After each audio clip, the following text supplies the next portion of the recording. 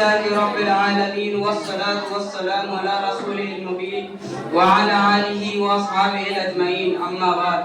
قال الله تعالى والذين أوتوا العلم درجات صدق الله العظيم محترم حضرات علماء کرام معزز حاضرین علم دین کا سیکھنا ہر مسلمان پر فرض ہے ہر مسلمان کو اتنا علم حاصل کرنا ضروری ہے کہ جس سے وہ حلال و حرام کی پہچان کر سکے اپنی نماز اپنا زکوٰۃ اپنا روزہ اور حج کی صحیح ادائیگی کر سکے مگر وہ مسلمان جس کا پہلا سبب پڑھو یعنی علم سے دیا گیا ہے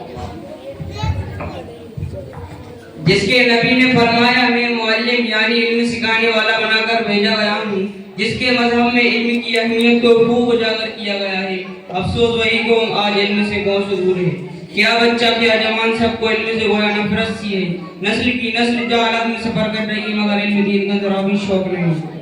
جبکہ علم دین وہ علم ہے جس سے دنیا میں بھی عزت و رفعت ملتی ہے اور آخرت میں بھی سرفرائی نصیب ہوتی ہے حضرات سنیں اور غور سے سنیں علم کا اللہ کے لیے سیکھنا اس کے خوف کے حکم میں ہے اس کی طلب میں نکلنا عبادت ہے اس کا یاد کرنا تسبیح ہے اس کی تحقیقات میں بحث کرنا جہاد ہے اس کا پڑھنا صدقہ ہے اس کا اہل پر خرچ کرنا اللہ کے قربت کا سبب ہے علم جائز و ناجائز کی پہچاننے کی علامت ہے جنت کے راستوں کا نشان ہے وحشت میں جی بہلانے والا ہے سفر کا ساتھی ہے تنہائی میں محدث ہے خوشی و رنج میں دلیل ہے دشمن پر ہتھیار ہے حق تعالی شانہ اس علم کی بدولت جماعت علماء کو بلند مقام عطا فرماتا ہے بس یہ غیر کی طرف بلانے والے ہوتے ہیں اور ایسے امام ہوتے ہیں جن کے نشانی قدم پر چلا جائے ان کے کردار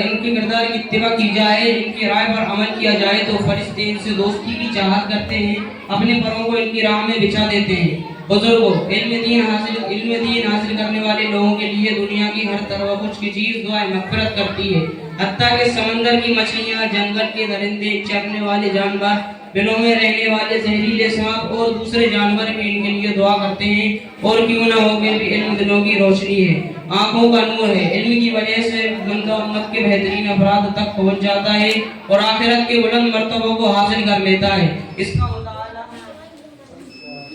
اس کا مطالعہ روزے کے برابر ہے اس کا یاد کرنا تہجد کے برابر ہے اسی سے رشتے جوڑے جاتے ہیں اسی سے حلال و حرام کی پہچان ہوتی ہے وہ عمل کا امام ہے اور عمل اس کا تابع ہے نیک وقت لوگوں کو اس کی توفیق دی جاتی ہے اور بد وقت اس سے محروم رہتے ہیں حضرات جو قوم دنیا میں جاہل رہتی ہے علم سے دوری اختیار کرتی ہے وہ قوم کبھی ترقی نہیں کر سکتی ہمارے لیے ضروری ہے کہ ہم علم دین کو حاصل کریں اور ہماری آخرت کو سنواریں کیونکہ یہی عزت ہے یہی ہماری نجات کا سامان ہے وآخر دعوانا الحمدللہ